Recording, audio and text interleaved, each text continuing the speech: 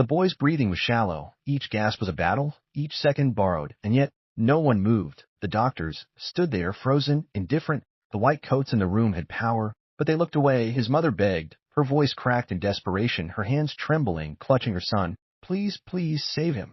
He's only a child. No answer, only silence. It was as if the boy's life did not matter. And then the doors burst open. A figure walked in, sharp eyes, steady steps, unmistakable presence. Ibrahim Traoré. You've heard stories of leaders who give speeches.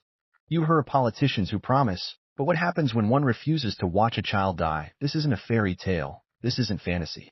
This is a story that still echoes in the streets. It begins in a small, dim hospital room, walls peeling, electricity flickering, a smell of dust, medicine, and despair. The child's skin was pale, sweat clung to his face, every breath weaker than the last. The mother's cries grew louder, but the doctors refused. Why, she screamed. Why won't you help him? One doctor shook his head. Another whispered to his colleague, and then the truth slipped out cold, sharp, merciless. He cannot pay. We do not treat those who cannot pay. The mother collapsed, holding her boy close. Her tears soaked his fragile chest. The silence of the room was more violent than any scream, and then came footsteps, the sound of boots on concrete. Everyone turned. The air shifted. It was him, Ibrahim Traoré, not as a president, not as a soldier, but as a man who could not look away. He saw the boy, he saw the mother, and he saw the doctors as standing still. His jaw tightened, his voice broke the silence.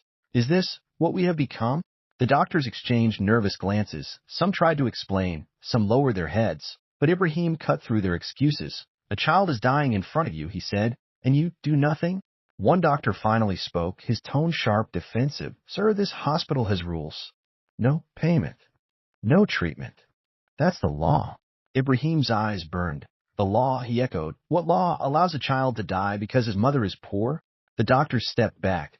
Had no answer. The mother clutched her boy tighter, her tears dripping like rain. She whispered, almost to herself, God, please, let someone hear me.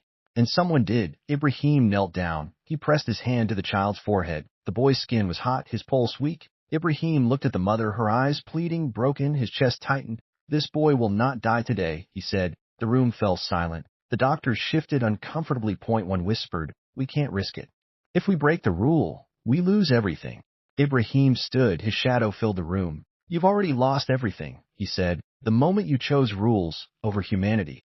The tension thickened. The mother sobbed louder. The boy gasped, his breath rattling. Every second was a countdown, every pause a dagger. Ibrahim's voice thundered, save this child, now. But still, no one moved. The doctors looked at one another, fear, doubt, cowardice. The boy's chest heaved, and Ibrahim knew he had seconds, as though he did the unthinkable. He removed his jacket, laid it on the floor, and lifted the boy into his arms. Gasps filled the room. What are you doing? One doctor stammered. What you refused to do, Ibrahim said. He carried the boy himself through the hallways, down the stairs, into the emergency room. Nurses froze, patients whispered. Everyone watched the president, carrying a dying child. He laid him gently on the table, looked straight at the medical staff. You will treat him, he said, or you will answer to me. The room erupted. Nurses rushed forward, machines beeped, hands scrambled with tools. The doctors hesitated.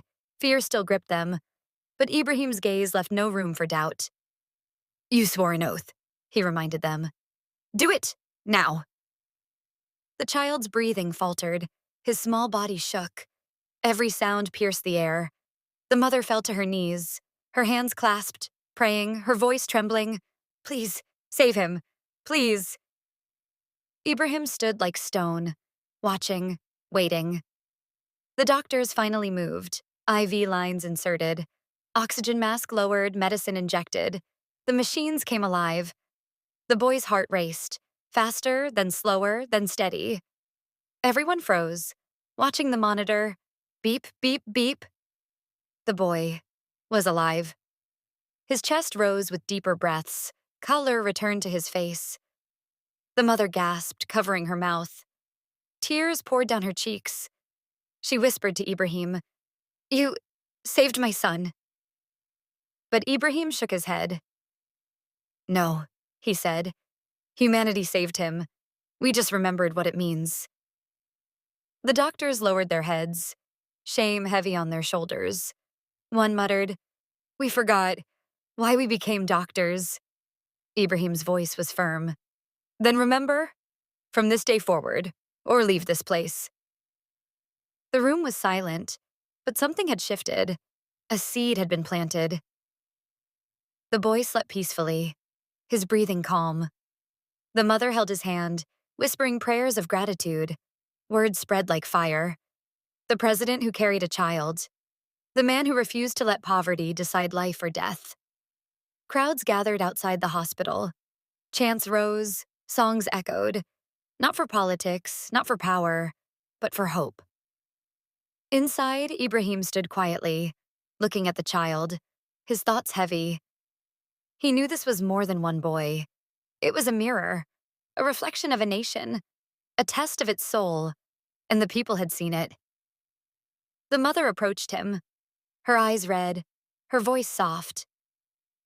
"I have nothing to give you," she said. "Only my gratitude, only my prayers." Ibrahim placed a hand on her shoulder. "You've given me more than enough," he said. "You've given me a reminder that leadership means nothing without humanity." Outside, the chants grew louder. The story spread beyond the city, across villages, across borders, and everywhere it reached. People whispered the same thing. This is what a leader looks like. The doctors never forgot that day. The people never forgot that day. And the boy grew stronger. Years later, when he was old enough to speak, he told the story himself. Not of a president, not of soldiers or speeches, but of the day humanity refused to die. And he would say with a smile, "My life, Thaoy, was saved by hope. My life was saved because someone cared." And those who listened never forgot. Because sometimes the most powerful act is not on a battlefield, not behind a podium, but in a quiet hospital room. When one man refuses to let a child die. That man was Ibrahim Traoré,